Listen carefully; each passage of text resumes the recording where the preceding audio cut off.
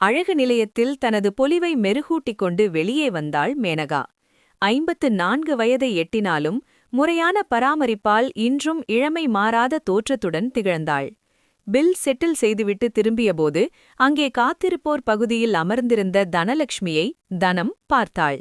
தனம் மேனகாவின் பள்ளி தோழி. இருவரும் +2 படிக்கும் காலத்திலிருந்தே எதையும் வெளிப்படையாக பேசிக்கொள்ளும் நெருங்கிய நண்பர்கள். நீண்ட இடைவெளிக்குப் பிறகு சந்தித்துக் கொண்டதில் இருவருக்கும் மட்டற்ற மகிழ்ச்சி. "என்ன தனா, உன்னை பார்த்து எவ்வளவு நாளாச்சு? வா, என் வீட்டுக்குப் போய் நிதானமா பேசலாம்" என்று அழைத்துக் கொண்டு ஆட்டோவில் ஏறினாள் மேனகா. வீட்டிற்கு சென்றதும் சுடச்சுட காஃபி குடித்துக்கொண்டே தங்கள் பழைய நினைவுகளை பகிர்ந்து கொண்டனர். இருவருமே தங்கள் கணவர்களை இழந்தவர்கள்.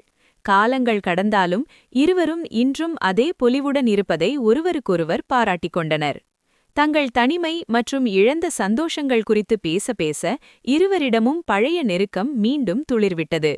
மேனகா மெல்ல தனத்தின் அருகில் அமர்ந்து, "உன்னுடன் நேரத்தை செலவழித்து ரொம்ப நாள் ஆகிவிட்டது" என்று கூறி அவளது கைகளை தழுவினாள். நீண்ட நாட்களாக தங்களுக்குள் இருந்த ஏக்கங்களை இன்று தீர்த்து கொள்ள வேண்டும் என்ற ஆவல் இருவரிடமும் இருந்தது. நெருக்கமான நிமிடங்கள். இருவரும் படுக்கையறையில் அமர்ந்து ஒருவருக்கொருவர் அன்பு பாராட்டத் தொடங்கினர். தங்கள் ஆடைகளை களைந்து ஒரு குழந்தையைப் போல தங்கள் உடல்களை ஒருவருக்கொருவர் வருடிக் கொண்டனர். 69 நிலையில் ஒருவருக்கொருவர் இன்பத்தை அளித்துக் கொண்டனர். பல வருடங்களுக்குப் பிறகு ஏற்பட்ட இந்த ஸ்பரிசம் இருவரையும் ஸ்வர்க்கத்திற்கே அழைத்துச் சென்றது. ஒருவரின் அணைப்பில் மற்றவர் கரைந்து போனார்கள்.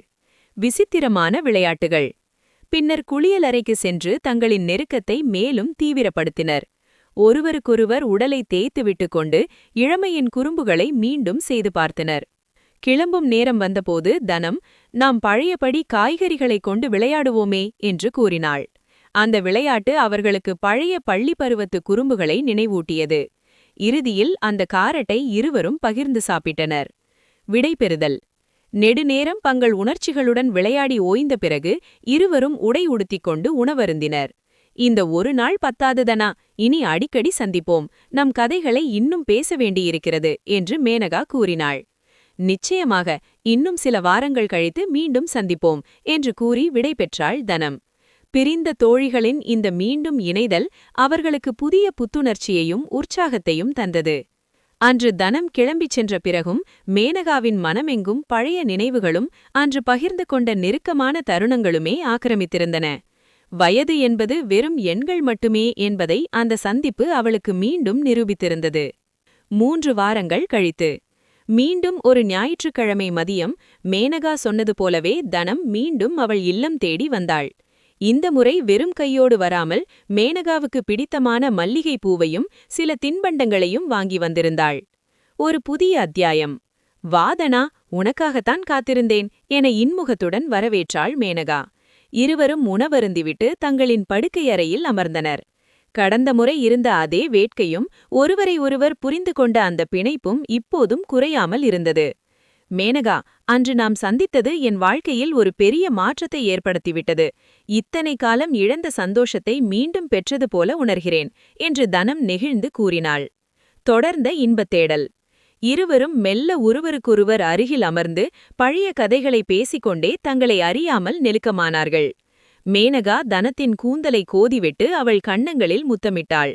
ஆழமான பிணைப்பு. அன்று அவர்கள் உடலால் மட்டுமல்லாது மனதாலும் ஒருவரோடொருவர் இரண்டர கலந்தனர். இழந்த இளமையை மீட்டெடுக்கும் முயற்சியாக ஒவ்வொரு நிமிடத்தையும் ரசித்தனர். பரிசோதனை முயற்சிகள். கடந்த முறையை விட இந்த முறை இன்னும் ஆழமான ஸ்பரிசங்களை அவர்கள் பகிர்ந்து கொண்டனர். ஒருவரின் இதயம் மற்றொருவரின் இதயம் துடிப்பதை அறியும் அளவுக்கு அவர்கள் அணைப்பு இறுக்கமாக இருந்தது. நீடித்த உறவு. வெறும் உடல் இன்பம் என்பதையும் தாண்டி ஒரு தோழியாக, ஒரு துணையாக, ஒருவருக்கொருவர் ஆறுதலாக இருப்போம் என்று அவர்கள் உறுதி பூண்டனர். "யார் என்ன நினைத்தாலும் சரி, நம்முடைய இந்த சந்தோஷம் நமக்கு முக்கியம்" என்று மேனகா கூற தனம் அதை ஆமோதித்து தலையசைத்தாள். மாலை நேரம் நெருங்கிய போது இருவரும் மீண்டும் புத்துணர்ச்சியுடன் தயாரானார்கள். "அடுத்த முறை என் வீட்டுக்கு வா மேனகா, அங்கே நாம் இன்னும் சுதந்திரமாக இருக்கலாம்" என்று தனம் அழைப்பு விடுத்தாள். அழகும் இளமையும் மாறாத அந்த இரு தேவலோக மங்கைகளும் தங்கள் வாழ்க்கையின் 2வது பகுதியை தங்களுக்கு பிடித்தமான முறையில் வாழத் தொடங்கினர்.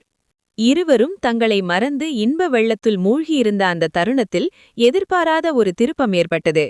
மேனகாவின் வீட்டில் நீண்ட நாட்களாக வேலை செய்து வரும் குமார் தற்செயலாக அந்த அறை பக்கம் வந்தான். சமையலறை வேலைகளை முடித்துவிட்டு மேனகாவிடம் ஏதோ கேட்க வந்தவன் அறையின் கதவு லேசாக திறந்திருப்பதை கவனித்தான். ஆர்வத்தில் உள்ளே எட்டி பார்த்த குமாருக்கு அங்கே இருந்த காட்சி பேரதிர்ச்சியை தந்தது.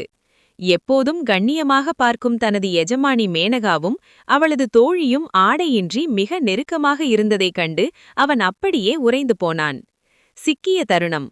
குமார் பார்த்ததை மேனகா கவனித்துவிட்டாள்.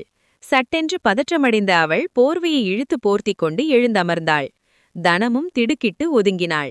அறையில் ஒரு நிமிடம் மயான அமைதி நிலவியது. குமார் பயத்தில் அங்கிருந்து ஓட பார்த்தான்.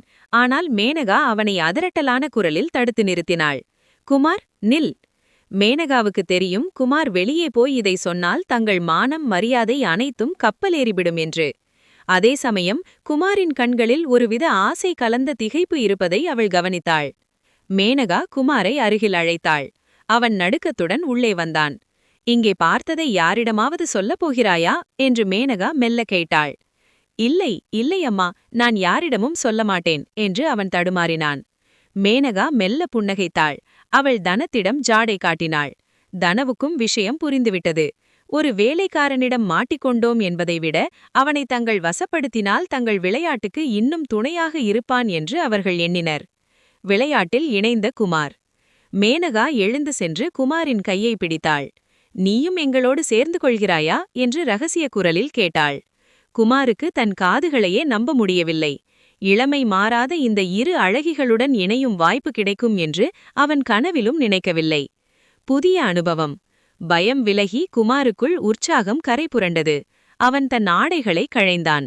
இப்போது மேனலா, தனம் மற்றும் குமார் என மூவரும் அந்த படுக்கையில் இணைந்தவர்.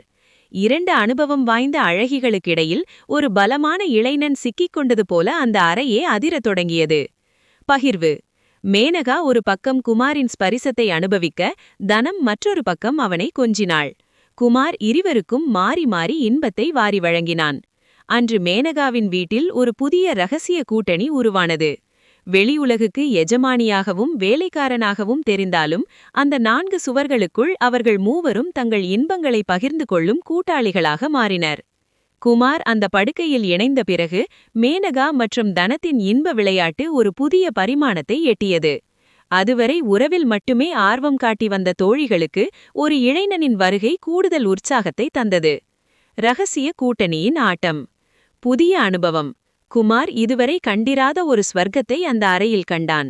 மேனகாவின் அனுபவமும் தனத்தின் ஆர்வமும் அவனை பித்து பிடிக்க வைத்தன. விளையாட்டின் தீவிரம். சிறிது நேரத்திற்குப் பிறகு அவர்கள் மீண்டும் குளியலறைக்கு சென்றனர்.